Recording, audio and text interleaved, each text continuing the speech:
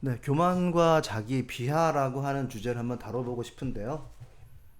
사람은 교만할 수도 있고, 적절하게 겸손할 수도 있고, 그리고 완전히 자기 비하 사이에 있을 수도 있어요. 그래서 저는 지금 사무엘 하 19장에서부터 16절 이하를 읽고 있는데, 필요하시면 한번 찾아보시고, 같이 뭐 펼쳐놓고 들으셔도 좋을 것 같아요. 압살롬의 반역을 진압한 이후에 왕이 자기 자리를 찾아야 되는 이야기예요. 무조건 위로 가는 것이 아니라 적중하는 게 필요하거든요. 그의 자리를 찾아야 되는데 또한 상대의 자리도 찾아줘야 돼요. 왕임에도 불구하고 끝없이 낮은 자리로 간다고 하면 상대가 오판하겠죠. 실수하겠죠. 그 실수하게 만드는 것도 안 좋은 거잖아요. 그리고 겸손과 온유 뭐 이런 덕을 우리가 많이 얘기합니다만은 무조건 아래로만 갈 수 없는 것이 우리들의 역할이에요. 반대로 모든 것을 왕이라고 하는 권력을 앞세워서 최상위 포식자로 가려고 한다고 하면 또 같이 할 수 없는 왕이 되겠죠. 우리도 마찬가지고요. 사회의 역할과 지위를 정확하게 알면서 살아가면 그런 것이 없을 텐데 많은 사람들은 자기가 어느 위치에 있어야 되는지를 잘 모르더라고요. 사람에게는 상심이라는 것이 있고 하심이 있거든요. 자기를 스스로 높이는 건방진 마음이 있고요. 하심이라고 하는 것은 자기를 비천하게 여기는 마음이에요. 자기 비하라고 할 수 있겠죠. 근데 자기가 어느 위치에 처해 있어야 하는지를 모르고 또 자기의 마음을 모르고 자기의 사회적 역할과 지위를 모르면 관계 사이에서 서로를 힘들게 해요. 지나치게 교만하고 완전 초예민한 상태. 그렇지 못할 사람이 높이는 위치에 가려고 하면 완전 예민함의 극치를 달리게 됩니다. 또 지나치면 쟤 왜 저래? 자기 역할을 제대로 못하네? 모두 다 주변을 힘들게 하는 것이거든요. 그래서 나의 마음이 어디에서 어디로 흐르는지를 배워가는 것이 인생인 것 같아요. 교만과 비하 사이에서 내 마음이 어디로 흐르고 있는지를 알아야 할 것 같습니다. 그래서 이 사무엘 하 16장을 읽어보면요. 19장을 읽어보면 굉장히 정치적인 행동들을 많이 하는데 자신의 자리를 찾아가는 사람이라고 저는 봤어요. 자기가 도망갈 때 막 던지고 침뱉고 조롱하던 시므이가 환궁하는 다윗을 맞으러 나오거든요.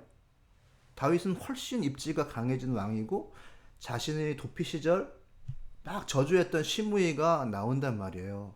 나오는데 그냥 나오는 게 아니고 베냐민 사람 1000명을 대동해서 나와요. 즉 자신의 정치적인 자산이 요 정도다 라고 과시하면서 자신의 필요성을 어필하는 거예요. 자기 종도 데리고 나오면서 시바 그 15명의 아들과 종 20명을 대동한단 말이에요. 즉 자신이 왕을 이렇게 지원할 수 있는 사람이라고 하는 걸 강조해요. 그리고 자신이 과거 현실에 했던 그것을 인정해요. 자기가 당신 도망갔을 때 그렇게 했다고 하는 것을 전제한 다음에 그래도 내가 제일 먼저 맞이하러 나오지 않았느냐. 이제부터 충성하겠다. 아주 영악하게 그 형벌을 피하고자 다윗이 복권하는 그 순간에 자기가 제일 먼저 나서서 딱 충성을 맹세하고 환영하러 나온 자라는 걸 막 강조한단 말이에요. 자신의 생존을 확보하기 위해서 정치적으로 연대의 모습을 좀 보여주는 거죠. 이때 다윗과 그 부하 아비새의 태도가 완전히 갈려요. 도대체 어떤 위치를 차지할 것인가를 우리에게 알려주는 거라고 전 보는데요. 그때 군대 장관이 아비새가 이제 얘를 죽여야 됩니다 하고 죽이려고 해요. 이때 다윗이 딱 나서서 처형을 면하게 해줍니다. 아비새는 정치적 감수성은 전혀 없는 사람이에요. 아주 강직한 군인이에요. 외교적 태도라든지 그런 수사에 익숙하지 않은 사람이에요. 다윗이 시므이의 처형을 말리면서 자기가 이스라엘 전체의 왕이니 신하를 죽일 수 없다라고 하는 선언을 해요. 그가 신하라고 했으니까, 그리고 내가 오늘 왕이 된 날이니까 이 신하를 죽이지 않겠다라고 하는 거예요. 그러니까 다윗은 자신의 위치를 알아야 알되 교만하지 않았습니다. 강하지만 거칠게 함부로 하지 않아요. 그게 권위, 권력이 있지만 그거를 휘두르는 사람이 아니에요. 화살이 적중하듯이 정확한 그 위치에 자신을 위치시키고도 또 상대를 그 반대편의 자리에 정확하게 놓는단 말이죠. 저는 이런 차원에서 다윗이 위대한 왕인 것 같아요.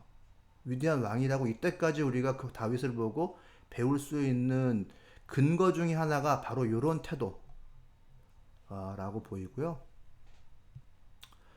여기서 또 하나의 뭐 그 자신을 이제 상심을 가지는지 혹은 교만한지 아니면 자기 비하 가운데 있는지 하심을 가지는지 중에 또 한 사람이 나와요. 이 사람은 어떻게 보면 겸손을 넘어서 자기 비하 가운데 있는 사람이거든요. 그 사울의 아들이었던 무비보셋은 이제 구정권이죠. 사울파라고 할까요? 사울파의 핵심 인물이고 이 사울파의 이익이라든지 재산이 이 무비보셋 한 사람한테 고스란히 보관되어 있는 창고 같은 거예요. 그런데 요 사울파의 종인 시바가 아주 얍삭빠르게 요 압살롬의 반역을 기회로 해가지고 다윗에게 불이 나게 쫓아가서 사울파가 복권을 노리고 있다. 무비보셋이 그런 태도를 가지고 있다고 그렇게 보고를 합니다. 그때 다윗이 무비보셋의 토지를 시바에게 네가 가져라 이렇게 얘기를 한단 말이에요. 그리고 이제 반란이 완전 진압된 후에 무비보셋이 자기 변호를 시작합니다. 무비보셋은 다윗의 떠남 이후에 자기를 돌보지 않았다. 자기도 다윗과 고통을 함께 했다고 막 호소를 해요. 나타나는 모습 자체가 이제 성경에 나오는데요. 다윗을 뭐 애곡하는 모습으로 보냈다는 것을 그대로 그냥 모습 자체가 증명해줘요. 씻지도 않고 발을 씻지도 않고 수염도 안 깎고 옷도 빨지 않은 초췌한 모습으로 딱 나타나요. 뭐 그 모습 자체가 제 마음의 증거입니다. 왕을 갈아치기 위한 그런 모습은 사실은 저는 아니라고 보이거든요. 저도 이렇게 동조가 될 만큼 그런 초췌한 모습으로 나타나요. 그리고 왕이 여러 가지 질문해가지고 그 충성심을 확인해 보는데 왜 같이 피난 안 갔냐? 아, 그때 자기는 속았다. 같이 나귀 타고 가려고 했는데 그 종인 시바가 자기를 속여서 동참 못했다. 뭐 이렇게 대답하는데 변절이 아니고 속임수에 당했다고 얘기를 해요.